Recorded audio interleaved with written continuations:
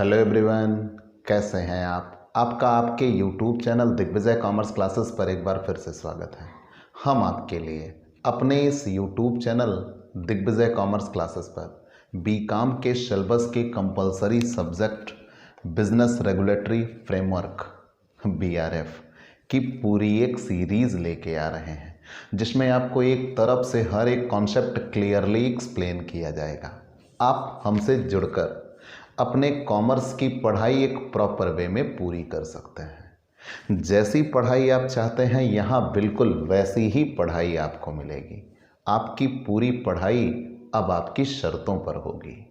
आपको regular classes मिलती हैं, पीडीएफ अवेलेबल कराए जाते हैं और आपकी एग्ज़ाम प्रिपरेशन कराना हमारा एकमात्र मकसद होगा। हम आपको बेहतर से बेहतर जानकारी के साथ आपकी एग्ज़ाम प्रिपरेशन पूरी कराते हैं और आपकी पढ़ाई का वो नज़रिया यहाँ आप पाएंगे जो आप ऑफलाइन या क्लासरूम पढ़ाई में पाते हैं। तो प्यारे दोस्तों, देर किस बात की। अगर आप हमसे नए जुड़ रहे हैं तो सबसे पहले हमारे इस YouTube channel Digvijay commerce classes को सब्सक्राइब करिए, शेयर करिए, बेल आइकन दबाइए ताकि आपको हमारे लेटेस्ट वीडियोस के अपडेट मिल सकें। आप हमसे पेड क्लास भी ले सकते हैं। पेड क्लास पाने के लिए आप हमारे व्हाट्सएप नंबर पर व्हाट्सएप करिए, मैसेज करिए, आपको पेड क्लास की पूरी जानकारी दे दी जाएगी, जिसमें आप बहुत थोड़े से शुल्क का भुगतान करके हमसे एक रेगुलर क्लास पाते हैं। पीडीएफ मिलेगा, डाउट सेशन रखा जाएगा, क्वेश्चन पेपर सॉल्व कराए जाएंगे। तो ये सब कुछ पाने के लिए आप हमसे पेड क्लास ले सकते हैं। बीआरएफ बिजनेस रेगुलेटरी फ्रेमवर्क, हर यूनिवर्सिटी के बीकॉम के एग्ज़ाम में आपको ये बुक मिलनी ही मिलनी है। कॉम्पिटिटिव एग्ज़ाम, अगर आपने बीकॉम पास आउट किया है और आप कोई कंपटीशन का एग्ज़ाम देने जा रहे हैं तो आपको बीआरएफ के क्वेश्चन डेफिनेटली मिलेंगे। और ये सीए जो आपकी कॉमर्स की पढ़ाई की सबसे टॉप की डिग्री है, सीए के लिए आपके ये कंपलसरी सब्जेक्ट के तौर पर सीपीटी में भी ये मिल जाएगा आपको। तो ये सब कुछ, इतनी बातों के मद्देनज़र आप ये जान लीजिए कि आपके लिए एक सबसे बेहतर, सबसे स्कोरिंग सब्जेक्ट है और पढ़ने में बहुत मज़ा भी आएगा यार, इंटरेस्टिंग सब्जेक्ट है। तो चलिए हम आप इसके लिए क्या भूमिका बनाएं। तो हमने ये कहा या बताया है आपको कि स्पेशली अगर आप कोई कंपटीशन एग्ज़ाम देने जाते हो तो आप कॉन्सेप्ट क्लियर रखिए और कॉन्सेप्ट क्लियर रख के आप सीधा टारगेट हिट करिए ऑब्जेक्टिव क्वेश्चंस के। और अगर आप डॉक्टर राम मनोहर लोहिया अवध विश्वविद्यालय की बात करिए तो उन्होंने तो बीआरएफ को ऑब्जेक्टिव मोड में कन्वर्ट कर दिया। ये अपनी पढ़ाई को कंपटीशन पढ़ाई से जोड़ बैठे हैं। तो आप कुछ भी करिए, आपको आगे चल के तो कंपटीशन एग्ज़ाम देना ही देना है। और अगर आपको आगे चल के कंपटीशन एग्ज़ाम देना तो 1 नंबर के ऑब्जेक्टिव क्वेश्चन होंगे, तो हम उसकी प्रैक्टिस करते हैं। तो मैं यहाँ बीआरएफ के लिए आपको सारे एक एक टॉपिक क्लियर करता जाऊँगा और उनको मैं इस उद्देश्य से आपको बताऊँगा कि आप कॉन्सेप्ट क्लियर करिए, उसके जितने ऑब्जेक्टिव क्वेश्चन बनते हैं वो क्लियर करिए, तब बात बनती है। तो आइए आप अपनी पढ़ाई अपनी शर्तों पर करिए।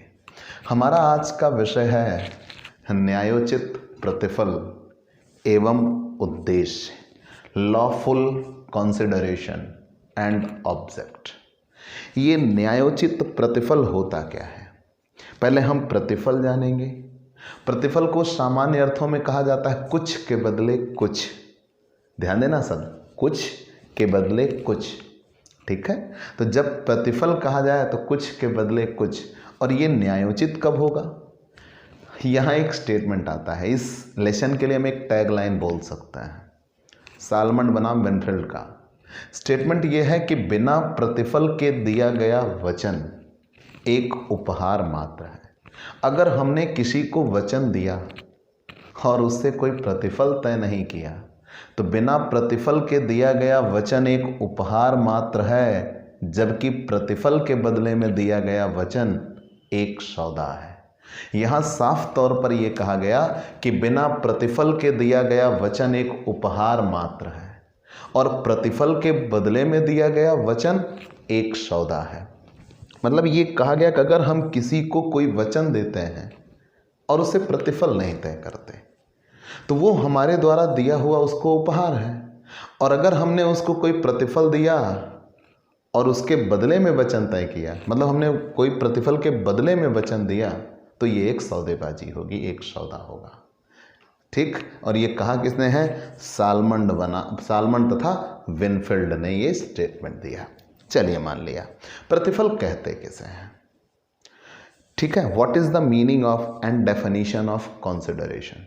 तो परिभाषाएं तो आपकी किताब में बहुत सी दे रखी हैं, जिनको हम ऑब्जेक्टिव नज़रिए से इंपॉर्टेंट समझते हैं, हम उनकी बात करेंगे। जैसे भारतीय अनुबंध अधिनियम में परिभाषा क्या है, किस धारा में परिभाषा है, ये एग्जाम में आते हैं क्वेश्चन। तो जो क्वेश्चन एग्जाम में आते रहें और जो क्वेश्चन एग्जाम में आ सकते हैं, हम आपको वो बताएंगे। तो यहाँ प्रतिफल का अर्थ एवं परिभाषा। तो प्रतिफल का अर्थ क्या है? साधारण बोलचाल की भाषा में प्रतिफल से आशय मूल्य या प्राप्ति से है। साधारण बोलचाल की भाषा में प्रतिफल से आशय मूल्य या प्राप्ति से है, जो वचनदाता को वचन के बदले में वचन ग्रहीता द्वारा दिया जाता है। पूरी बात क्या बनी? साधारण बोलचाल की भाषा में प्रतिफल से आशय मूल्य या प्राप्ति से है, जो वचनदाता के वचन के बदले में वचन ग्रहीता द्वारा दिया जाता है। ठीक। और दूसरे शब्दों में इसे कुछ के बदले कुछ भी नाम दिया जाता है।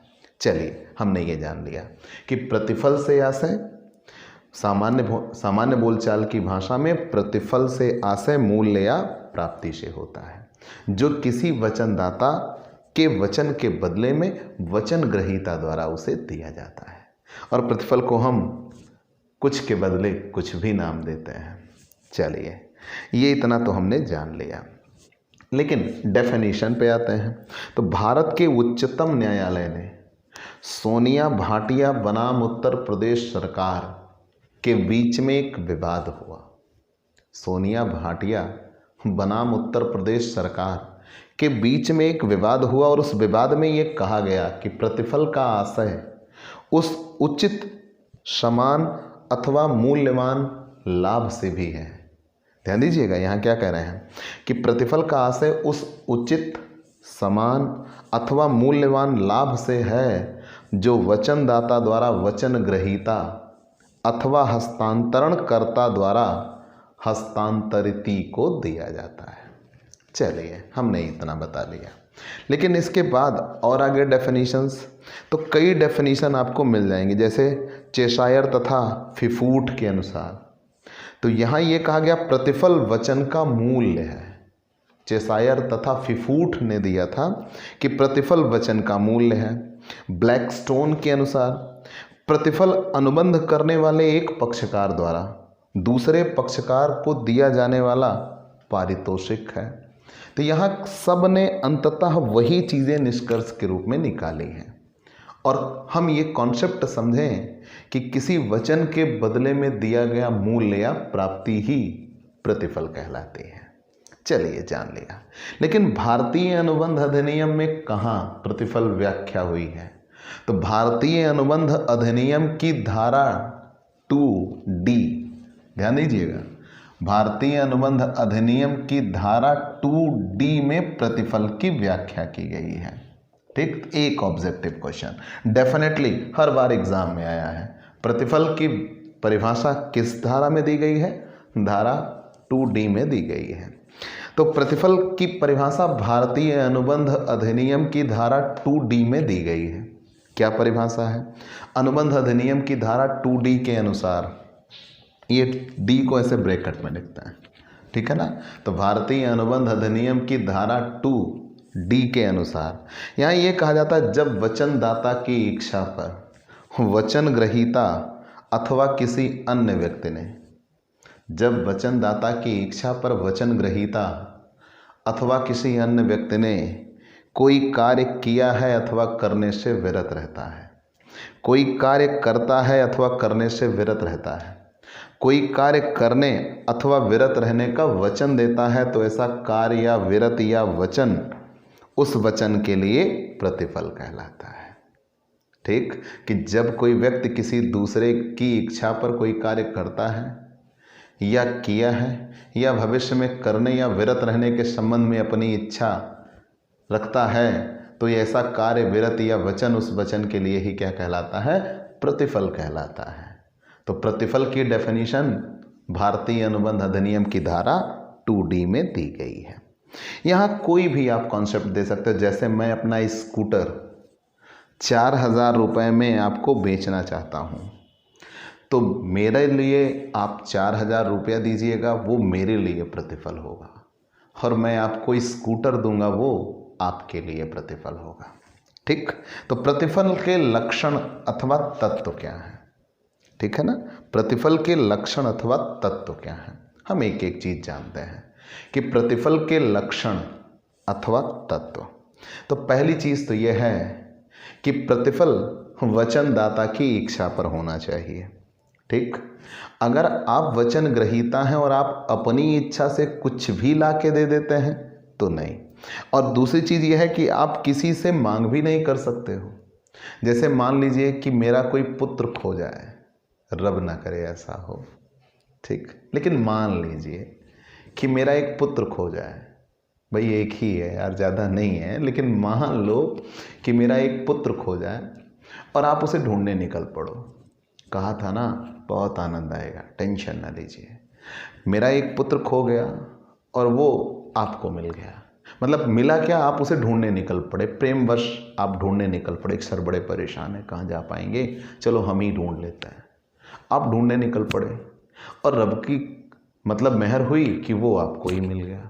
तो जब वो पुत्र आपको मिला तो आप मेरे यहाँ लेके आ गए। जब मेरे यहाँ लेके आए, बड़ा खुश हुआ मैं, आपने कहा भाई अच्छा है, बढ़िया है, लल्ला मिल गए। और फिर जाते समय आप हमसे कह रहे हो भाई कुछ पैसे दे दीजिए, क्योंकि हम आपके पुत्र को ढूंढ के लाए, हमें कुछ इनाम तो मिलना चाहिए। हमने कोई इनाम तो घोषित ना किया था। जब हमने इनाम कोई घोषित नहीं किया था तो हम आपको प्रतिफल देने के लिए बाध्य नहीं हैं, और आप हमसे प्रतिफल मांग नहीं कर सकते, क्योंकि प्रतिफल हमेशा वचनदाता की इच्छा पर होना चाहिए, ना कि वचन ग्रहीता की मांग पर। याद रखिएगा। दूसरी बात, प्रतिफल वचनदाता अथवा अन्य किसी व्यक्ति की ओर से भी हो सकता है। यहाँ ये कहा गया है कि प्रतिफल वचन ग्रहीता अथवा किसी अन्य व्यक्ति की ओर से हो सकता है। इसे रचनात्मक प्रतिफल का सिद्धांत कहते हैं। ध्यान दे दीजिएगा, यहाँ ये कहा गया प्रतिफल वचनदाता के द्वारा अथवा किसी अन्य व्यक्ति की ओर से भी हो सकता है, और इसे रचनात्मक प्रतिफल का सिद्धांत कहा जाता है। जैसे इसमें चिन्नाया बनाम रमय का विवाद है। इसमें यह कहा गया कि प्रतिवादी की मां ने रजिस्टर्ड एवं लिखित दानपत्र द्वारा अपनी समस्त संपत्ति अपनी पुत्री के नाम पर इस शर्त पर हस्तांतरित कर दी कि वह उसके भाई को कुछ निश्चित राशि वार्षिक दिया करेगी। उसकी पुत्री ने उक्त शर्त को लिखित रूप में स्वीकार कर लिया और बाद में उसने निश्चित राशि देना बंद कर दिया। अतएव माता के भाई द्वारा वाद प्रस्तुत किया गया। पुत्री की ओर से यह तर्क प्रस्तुत किया गया कि यहाँ पर माता के भाई की ओर से कोई प्रतिफल न होने के कारण उसे वाद प्रस्तुत करने का कोई अधिकार नहीं है। तो न्यायालय ने यह तर्क दिया कि उनकी ओर से उनकी बहन ने आपको अपनी प्रॉपर्टी पहले से ही दे रखी है, तो ये प्रतिफल पहले ही आपको अप्रत्यक्ष रूप से दिया जा चुका है और आप उसको मूल्य देने के लिए बाध्य हैं। तो याद रखिए, यहाँ ये कहा गया प्रतिफल वचन ग्रहीता अथवा उसकी ओर से कोई अन्य व्यक्ति भी दे सकता है। प्रतिफल कोई कार्य या विरत या वचन हो सकता है। प्रतिफल की परिभाषा में ही ये कहा गया है कि जब कोई व्यक्ति किसी दूसरे व्यक्ति की इच्छा पर, जब वचनदाता की इच्छा पर वचन ग्रहीता ने कोई कार्य किया हो या करने से विरत रहा हो, करता हो या विरत रहता हो, भविष्य में करने या विरत रहने के संबंध में अपनी इच्छा इस उद्देश्य से रखता है। तो यहाँ प्रतिफल के बारे में ये कहा गया है कि कोई कार्य या विरत या वचन हो सकता है। आप इसके संबंध में कोई उदाहरण भी दे सकते हैं। यहाँ पे ये कहा गया है कि मान लीजिए उदाहरण के लिए खा को अपनी घड़ी 100 रुपये में बेचने का प्रस्ताव करता है। खा प्रस्ताव स्वीकार कर लेता है, वह भुगतान भी कर देता है। यहाँ पर खा द्वारा किया गया भुगतान कार्य का प्रतिफल है। चलिए जान लिया। सबसे बड़ी बात, कुछ प्रतिफल अवश्य होना चाहिए। अब उपयुक्त और पर्याप्त दो अलग बातें हैं। ध्यान दीजिए, कुछ प्रतिफल का मतलब प्रतिफल की दी गई परिभाषा में ये कहा गया है कि प्रतिफल अवश्य होना चाहिए। हाँ, यह आवश्यक नहीं है कि प्रतिफल उपयुक्त अथवा पर्याप्त ही हो, लेकिन प्रतिफल कुछ ना कुछ तो अवश्य होना चाहिए।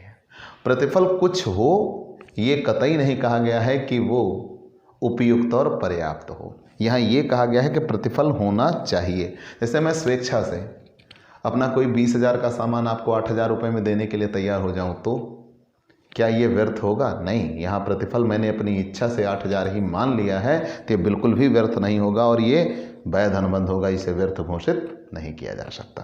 तो प्रतिफल कुछ होना चाहिए और प्रतिफल अवैधानिक नहीं होना चाहिए। लॉफुल, अवैधानिक का मतलब ये है कि आप कोई इलीगल नहीं कर सकते। यहाँ पे ये कहा गया क्योंकि अवैधानिक प्रतिफल होने पर धारा 23 के अनुसार ठहराव व्यर्थ माना जाता है। अगर किसी प्रतिफल में कोई प्रतिफल अवैधानिक है तो वहाँ ठहराव व्यर्थ होता है। प्रतिफल वास्तविक होना चाहिए। वास्तविक किसे कहते हैं? जैसे प्रतिफल अस्पष्ट, छलपूर्ण, असंभव, भ्रामक अथवा कपटपूर्ण हो तो वह प्रतिफल नहीं माना जाएगा। मतलब यहाँ साफ और स्पष्ट बातें ये कही गई हैं कि प्रतिफल वास्तविक रूप में होना चाहिए। ठीक, उसका किसी भी प्रकार के छलावे, अस्पष्टता या भ्रम से कोई सरोकार नहीं होता। प्रतिफल वास्तविक होना चाहिए। प्रतिफल, ये क्वेश्चन बहुत बार पेपर में आया हुआ है। प्रतिफल भूत, वर्तमान तथा भविष्य तीनों में हो सकता है। मतलब पास्ट में हो सकता है, प्रेजेंट में हो सकता है और फ्यूचर में हो सकता है। पास्ट में कैसे? मान लीजिए हमने आपके पहले ही कोई पैसा दे दिया था और उसके लिए भविष्य में आपसे काम लेने की बात कही थी, तो पीछे आप प्रतिफल पा चुके हो, अब हमारा काम कर दीजिए। ठीक, जैसे किसी व्यक्ति को हम कोई एडवांस वगैरह दे देते हैं, बाद में उससे काम कराते हैं। लेकिन वर्तमान प्रतिफल, तुरंत हम कोई काम कराएं उसके बदले में तुरंत प्रतिफल दे देते हैं, तो वो प्रेजेंट में हो जाता है। और फ्यूचर में मतलब यहाँ ये कहा जाता है कि हम किसी से कोई सामान ले लेते हैं और भविष्य में उसका मूल्य चुकाने की बात करते हैं, तो वो भविष्य में प्रतिफल होता है। तो सबसे बड़ी बात, प्रतिफल भूत, वर्तमान और भविष्य तीनों में हो सकता है।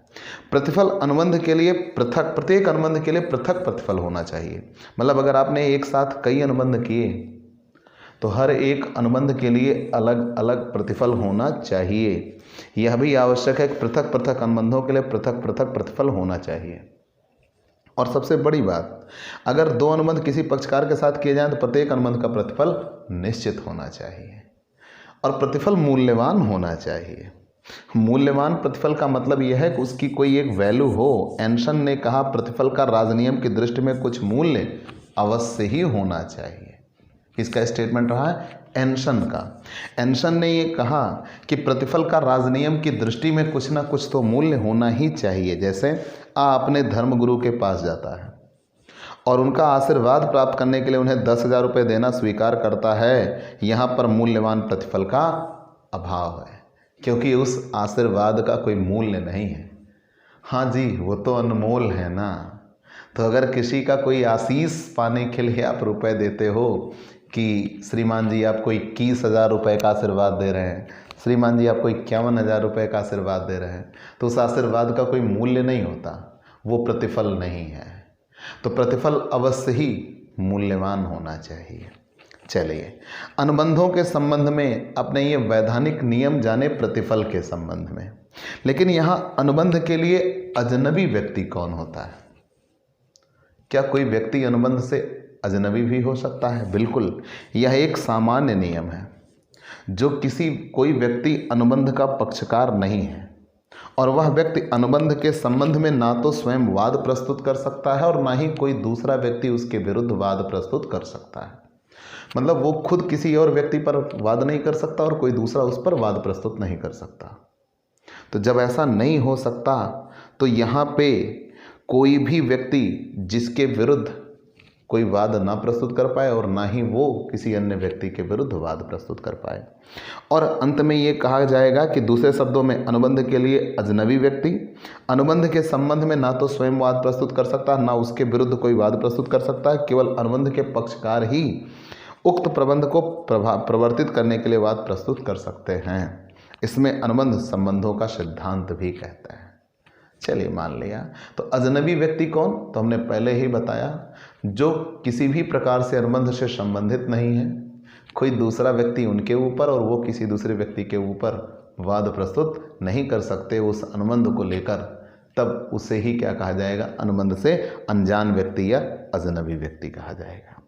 चलिए हमने मान लिया, लेकिन कई ऐसी भी बातें हैं जहां इसके अपवाद भी हमको मिल जाते हैं, हम उनकी भी चर्चा थोड़ी थोड़ी कर लेते हैं। बहुत ज़्यादा डीप वो एग्ज़ाम में नहीं आते, वो बहुत ज़्यादा डीप एग्ज़ाम में नहीं आते। अब अगर वो बहुत ज़्यादा डीप नहीं आते तो हम आगे अगले कॉन्सेप्ट पे पढ़ेंगे, अवैधानिक प्रतिफल एवं उद्देश्य की परिभाषा। लेकिन पहले हमने थोड़ी सी उसकी चर्चा कर ही लेनी चाहिए, ज़्यादा बेहतर है। किसकी?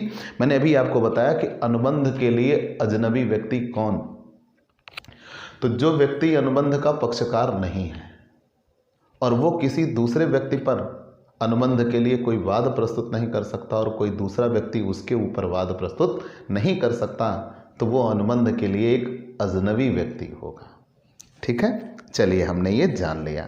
इसके कुछ अपवाद हैं, जैसे प्रन्यासी की स्थिति में क्या होगा। प्रन्यासी की स्थिति में एक व्यक्ति जिसके पक्ष में किसी प्रन्यास की स्थापना की गई है, ट्रस्ट को प्रन्यास कहते हैं, और वह अनुबंध का पक्षकार न होते हुए भी प्रन्यासी की स्थिति में अपने अधिकारों को लागू कराने के लिए दूसरे पक्षकार पर वाद प्रस्तुत कर सकता है। ठीक। दूसरी बात, विशिष्ट अचल संपत्ति पर भार की स्थापना। यदि किसी तीसरे पक्षकार के लाभ के लिए किसी विशिष्ट संपत्ति पर भार की स्थापना की गई है, तो ऐसा तीसरे पक्षकार अनुबंध का पक्षकार न होते हुए भी अनुबंध को प्रवर्तनीय करा सकता है। विवाह के निपटारे, बंटवारे अथवा पारिवारिक व्यवस्था। जहां विवाह के निपटारे, बंटवारे तथा अन्य पारिवारिक व्यवस्थाओं के संबंध में ठहराव किया गया है तथा किसी व्यक्ति के लाभ के लिए कोई प्रावधान किया गया है, तो ऐसा व्यक्ति लाभ प्राप्त करने के लिए वाद प्रस्तुत कर सकता है।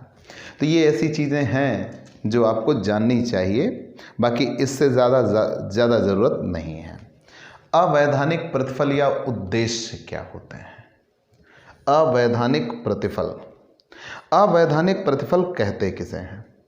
ध्यान दीजिएगा, अनलॉफुल, या हम इसे कह सकते हैं कि ऐसा प्रतिफल जिसे राजनियम सही न मानता हो, उसे ही अवैधानिक प्रतिफल कहते हैं।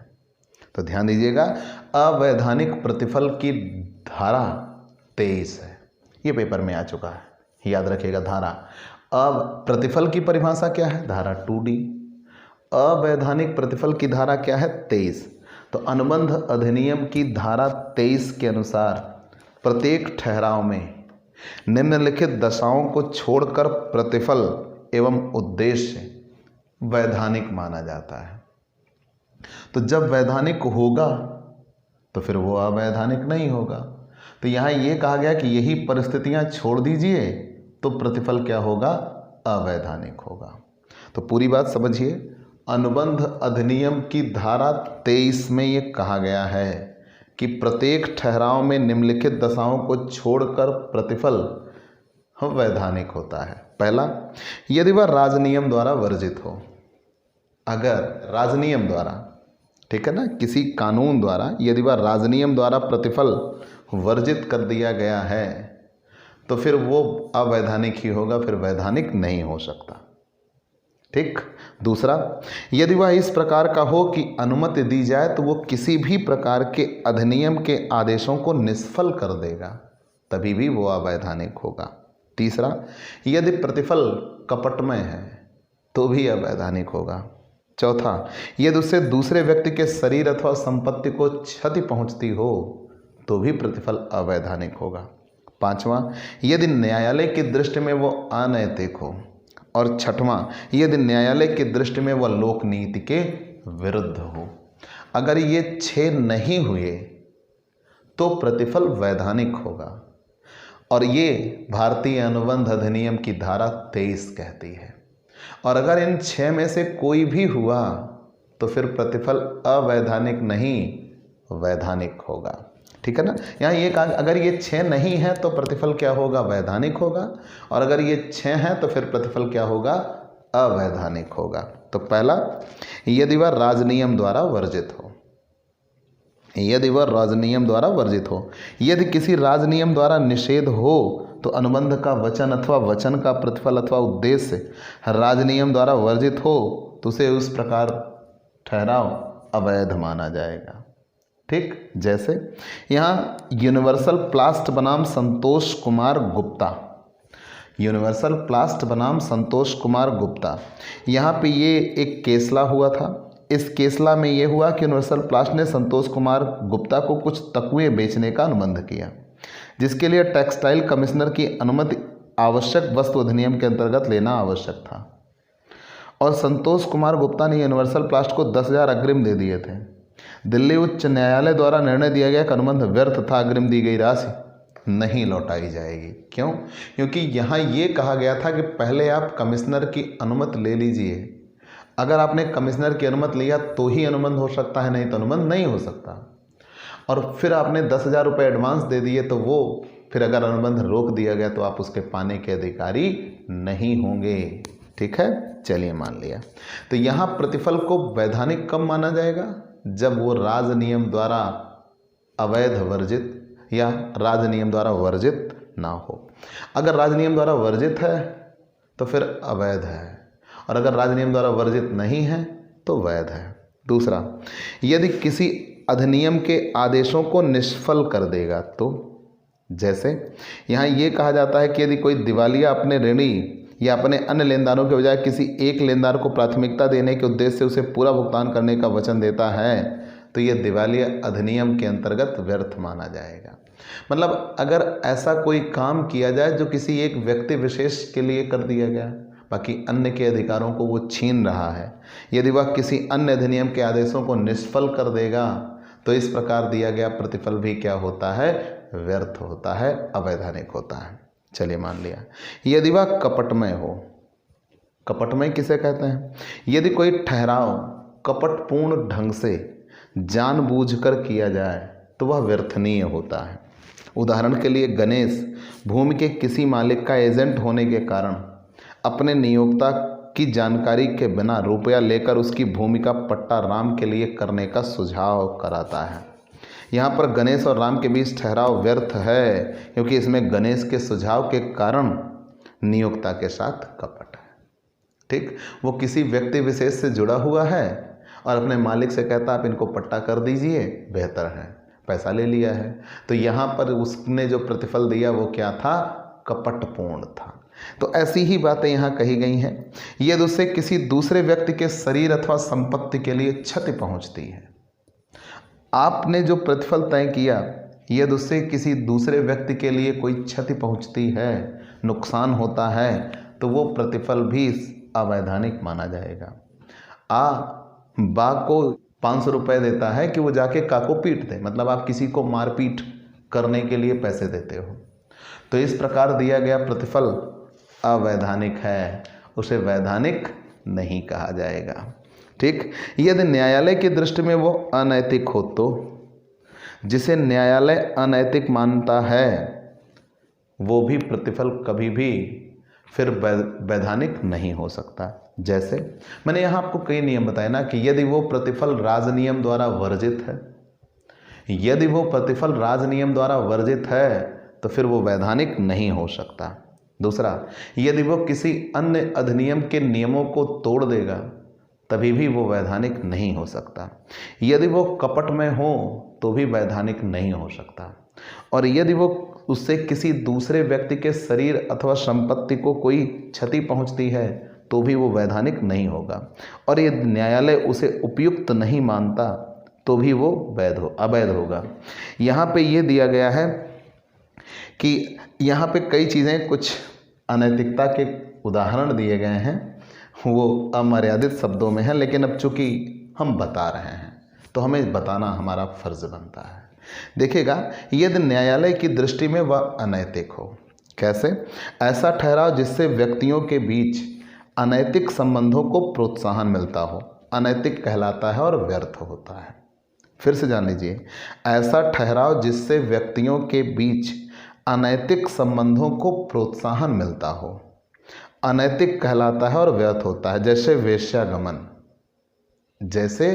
वेश्यागमन, भारत के उच्चतम न्यायालय के भूतपूर्व न्यायाधीश श्री सुब्बा राव ने वेरूलाल बनाम कुमारी माया के विवाद में अपना निर्णय देते हुए कहा था कि अनैतिक शब्द का क्षेत्र निम्न प्रकार व्यक्त किया जा सकता है। अनैतिकता के कुछ उदाहरण इस प्रकार हैं, जैसे रखेल रखने के ठहराव। अगर आप किसी व्यक्ति को ये ठहराव देते हैं कि आप एक शादी कर लीजिए और किसी दूसरी को अपने पार्ट टाइम के तौर पर रख लीजिए, तब ये क्या होंगे? अनैतिक होंगे। चलिए, हमने जान लिया, आगे बढ़ जाते हैं। यदि न्यायालय की दृष्टि में वह लोकनीति के विरुद्ध हो, विदेशी शत्रु के साथ आप व्यापार करते हो, तो ये सब क्या हैं? अनैतिक हैं, अनलॉफुल हैं, उन्हें वैधानिक नहीं कहा जा सकता। और दंडनीय अपराध भी हैं।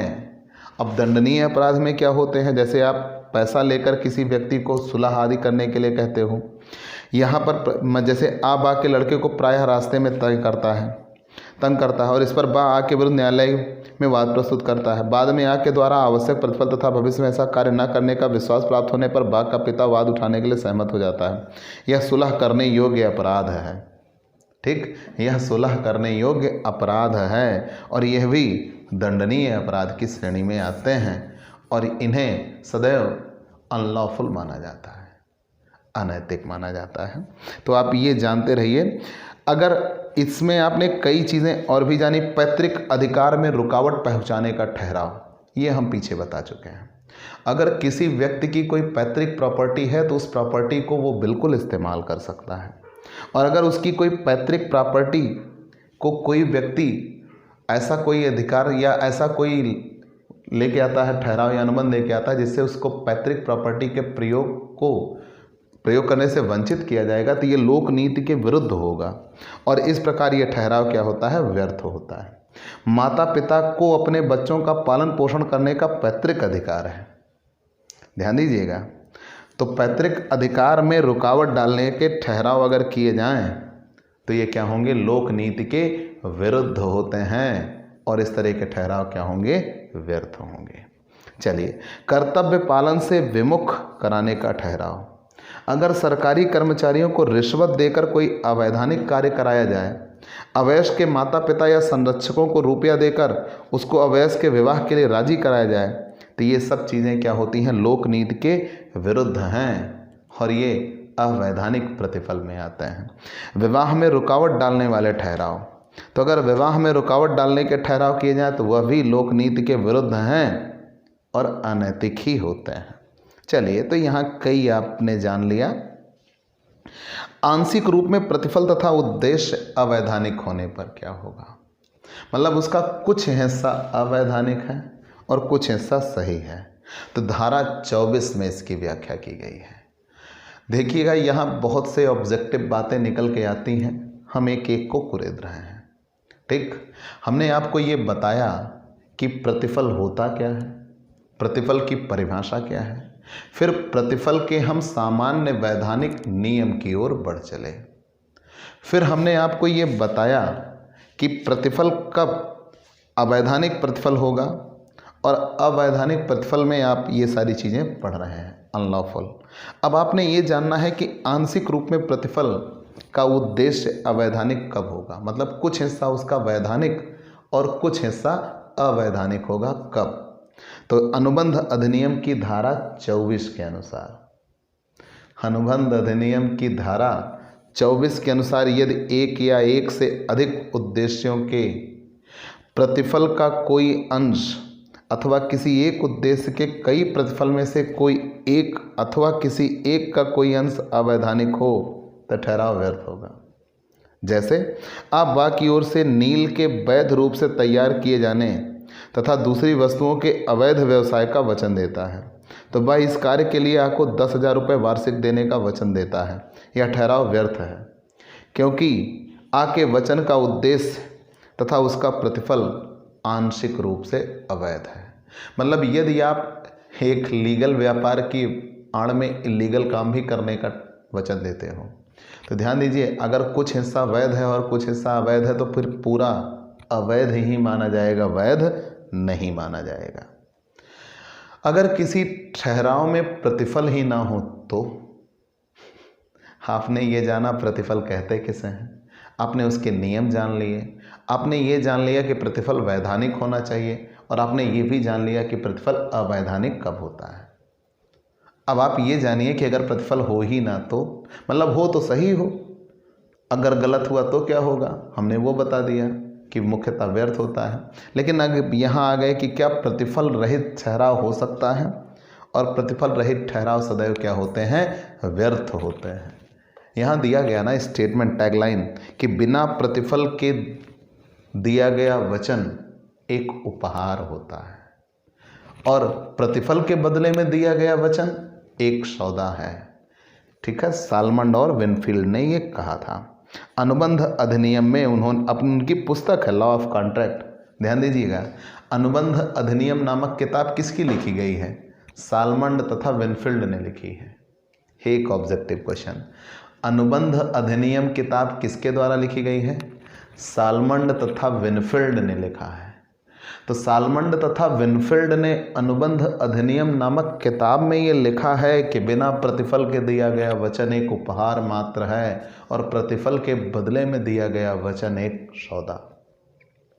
तो प्रत्येक सामान्य अनुबंध के लिए प्रतिफल का होना आवश्यक है, और यदि प्रतिफल ही ना हुआ तो कोई भी अनुबंध व्यर्थ ही होगा, कोई ठहराव नहीं माना जाएगा, वो व्यर्थ होगा। ठीक, और ये धारा 25 कहती है प्रतिफल रहित ठहराव। ध्यान दीजिएगा, प्रतिफल रहित ठहराव किस में आता है, धारा 25, प्रतिफल रहित ठहराव, प्रतिफल रहित ठहराव, प्रतिफल रहित ठहराव धारा 25, धारा 25 में आता है प्रतिफल रहित ठहराव। तो प्रतिफल रहित ठहराव धारा 25 में आता है, और कि बिना प्रतिफल के कोई भी ठहराव क्या होगा, व्यर्थ होगा। चलिए हमने मान लिया, जैसे स्वाभाविक प्रेम एवं स्नेह के कारण दिया गया वचन, जैसे ध्यान दीजिएगा, स्वाभाविक प्रेम एवं स्नेह के कारण दिया गया वचन। यहाँ ये कहा गया, आ अपने पुत्र बा को, जो कि इंदौर में मेडिकल कॉलेज में पढ़ रहा है, स्वाभाविक प्रेम एवं स्नेह के कारण 2000 रुपये मासिक देने का वचन देता है। यह ठहराव लिखित है और उसकी रजिस्ट्री भी हो चुकी है। यह ठहराव बिना प्रतिफल के भी वैध है, यह ठहराव बिना प्रतिफल के भी वैध है, ये बात याद रखिएगा। तो स्वाभाविक प्रेम एवं स्नेह के कारण दिया गया वचन, तो अगर ऐसा कोई ठहराव हुआ हो तो जो स्वाभाविक प्रेम और स्नेह से दिया गया, यदि ठहराव लिखित है और उसकी रजिस्ट्री हो चुकी है, वह स्वाभाविक स्नेह से प्रेरित होकर ऐसे पक्षकारों के बीच किया गया है जो एक दूसरे के परस्पर निकट संबंधी हों, तो बिना प्रतिफल के भी ठहराव प्रवर्तनीय कराया जा सकता है। तो बिना प्रतिफल के भी ठहराव प्रवर्तनीय कराया जा सकता है। तो पूरी बात क्या बनी, अब यहाँ अगर पिताजी ने पैसे पुत्र को देने से मना कर दिए तो पुत्र जबरदस्ती उनसे ले सकता है, बशर्ते वो लिखित हो, रजिस्टर्ड हो। याद रखिएगा, स्वाभाविक प्रेम एवं स्नेह के कारण अगर कोई ठहराव किया गया, वचन किया गया, और वो लिखित भी हुआ और रजिस्टर्ड भी हुआ, तो फिर वो प्रतिफल के बिना भी वैध होगा। दूसरा, भूतकाल में स्वेच्छा से की गई सेवाओं के लिए क्षतिपूर्ति दिया गया वचन। तो अगर मान लीजिए भूतकाल में आप किसी के लिए कोई काम या प्रतिफल दे चुके हो, तो जैसे यहाँ ये कहा गया है कि एक उदाहरण, लता श्याम को इनाम के तौर पर 101 रुपये देने का वचन देती है, यह एक वैध ठहराव है और श्याम इसे परिवर्तित भी करा सकता है। जैसे उदाहरण के लिए एक उदाहरण दे रहे हैं, मैंने ये कहा कि भूतकाल में स्वेच्छा से प्रदान की गई सेवाओं की क्षतिपूर्ति के लिए दिया गया वचन। भूतकाल में स्वेच्छा से प्रदान की गई सेवाओं की क्षतिपूर्ति के लिए दिया गया वचन। कैसा? यहाँ ये कहा जाए कि लता का थैला खो जाता है और थैला श्याम को मिल जाता है, श्याम उसे लता को दे देता है, तो लता श्याम को इनाम के तौर पर 101 रुपये देने का वचन देती है। यह एक वैध ठहराव है क्योंकि श्याम इसे परिवर्तित करा सकता है। ध्यान दीजिए, इसके लिए पहले कोई प्रतिफल तय नहीं हुआ था, लेकिन पहले उन्होंने काम कर दिया, फिर बाद में उन्हें प्रतिफल मिल गया, तो इसे क्या कहा जाएगा? वैध कहा जाएगा। अवधि वर्जित ऋण को चुकाने के लिए किया गया वचन, मोस्ट इंपॉर्टेंट, अवधि वर्जित ऋण को चुकाने के लिए कोई वचन। जैसे उदाहरण के लिए अब आपको 500 रुपये का ऐसा ऋण देता है जो कि अवधि वर्जित हो चुका है, चुकाने का वचन देता है। अब वह ठहराव लिखित है तथा इस पर आ तथा उसके अभिकर्ता के हस्ताक्षर भी हैं। ऐसी स्थिति में इस ऋण को चुकाने के लिए बाध्य होगा, इस ऋण को चुकाने के लिए बाध्य होगा। ध्यान दीजिएगा, हमने ये बार बार कहा है। यहाँ आप ये जान लीजिएगा, अवधि वर्जित यदि ठहराव लिखित है, वचनदाता और उसके एजेंट के हस्ताक्षर युक्त हों, तो किसी ऐसे ऋण को चुकाने के संबंध में हो जिससे भुगतान के लिए देनदार बाध्य था, किंतु वह ऋण अब अवधि वर्जित हो गया है, तो वो चुकाने के लिए बाध्य होगा। इतना जान लेने के बाद क्या कोई निःशुल्क निक्षेप भी कर सकता है? निःशुल्क निक्षेप की दशा में प्रतिफल का होना आवश्यक नहीं है। निःशुल्क निक्षेप में क्या होता है? आप अपनी कोई वस्तु किसी दूसरे व्यक्ति को कुछ समय प्रयोग करने के लिए देते हो, जब उसका उद्देश्य पूरा हो जाएगा तो आप उससे वो वस्तु वापस पा जाइएगा। यहाँ आपने कोई भी प्रतिफल नहीं तय किया, ये निःशुल्क निक्षेप था और वहाँ प्रतिफल नहीं होता। वचन ग्रहीता द्वारा शिथिलता या छूट दिया जाना तब, यदि वचन ग्रहीता सुलह कर लेता है तो वह वचन द्वारा कोई स्वेच्छा से छूट दे देता है, तो ऐसा ठहराव बिना प्रतिफल के भी वैध माना जाता है। ठीक है, चलिए ये इतना जान लिया। अपर्याप्त प्रतिफल किसे कहते हैं? धारा 25 में ये भी है, अपर्याप्त प्रतिफल। अपर्याप्त प्रतिफल किसे कहेंगे? तो अनुबंध अधिनियम की धारा 25 के अनुसार केवल ठहराव या अनुसार कोई ठहराव केवल अपर्याप्त प्रतिफल होने के कारण ही व्यर्थ नहीं होगा। मतलब अगर आपको ये लगता है कि इसके लिए हमें प्रतिफल पूरा नहीं मिला, तो अपर्याप्त प्रतिफल होने की ही वजह से वो व्यर्थ नहीं होगा। कैसे? बशर्ते कि वचनदाता ने स्वतंत्र सहमति प्रदान की हो। अगर सहमति स्वतंत्र थी लेकिन पर्याप्त प्रतिफल नहीं था, तो वो वैध होगा, अवैध नहीं होगा, या यूं कह लीजिए व्यर्थ नहीं होगा। हम ऐसा कह सकते हैं कि केवल अपर्याप्त प्रतिफल होने की वजह से कोई भी ठहराव व्यर्थ नहीं होगा, बशर्ते उसके लिए स्वतंत्र सहमति मिली हो।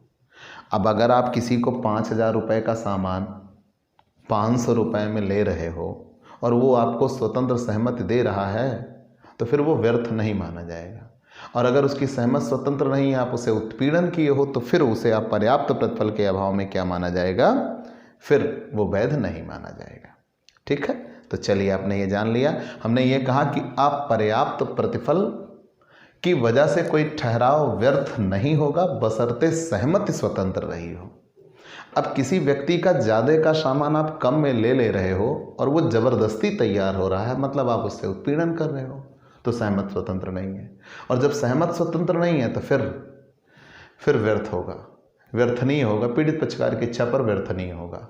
लेकिन अगर मान लीजिए सहमत स्वतंत्र है और वो अपनी इच्छा से, अपनी स्वेच्छा से कम कीमत में भी आपको काम करने को तैयार बन जाता है, तब फिर वो व्यर्थ नहीं होगा। ठीक, इससे ज़्यादा इसमें कुछ नहीं कहा गया है।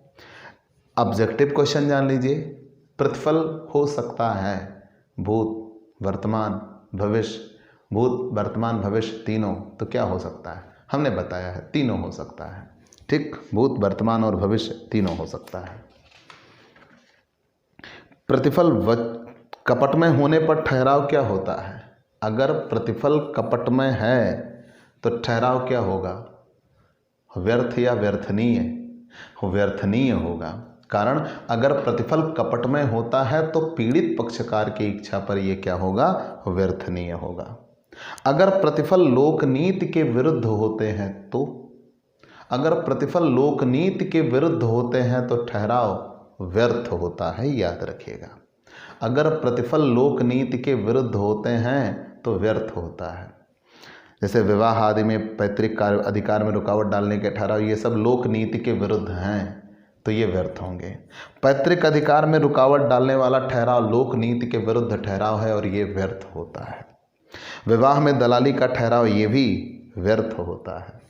और विवाह में रुकावट डालने का ठहराव भी व्यर्थ होता है, बशर्ते वो अवयस्क का विवाह ना हो।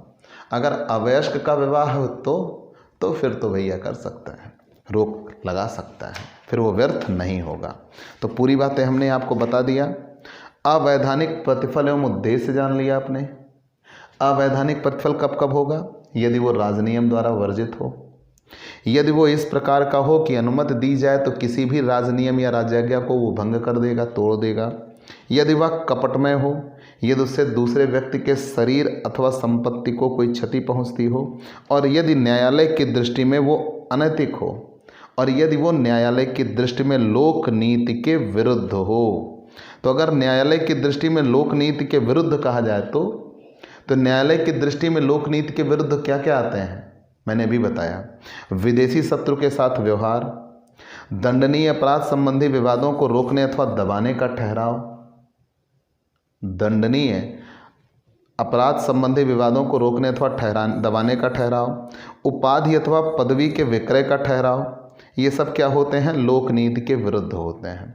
वैवाहिक संबंधों में हस्तक्षेप के ठहराव, व्यापार में रुकावट डालने के ठहराव, तो अगर वो लोक नीति के विरुद्ध हैं तो फिर व्यर्थ होंगे। ठीक, व्यर्थ होंगे, याद रखिएगा। चलिए, हमने जितने भी ऑब्जेक्टिव क्वेश्चन बनते थे, ऑब्जेक्टिव बातें बनती थी, एग्जैक्टली आपको हर एक एक चीज़ क्लियर कर दिया। लेकिन ये विशेष बात याद रखिएगा, अगर वो लोक नीति के विरुद्ध होंगे तो व्यर्थ होगा। और लोक नीति के विरुद्ध में क्या क्या आता है? पैतृक कार्यवाही में रुकावट डालने के ठहराव, विवाह में रुकावट डालने के ठहराव, किसी विदेशी शत्रु से व्यापार करने के ठहराव, ये सब लोक नीति के विरुद्ध आते हैं। अपनी कोई पदवी या उपाधि बेचने का ठहराव, ये सब लोक नीति के विरुद्ध आते हैं।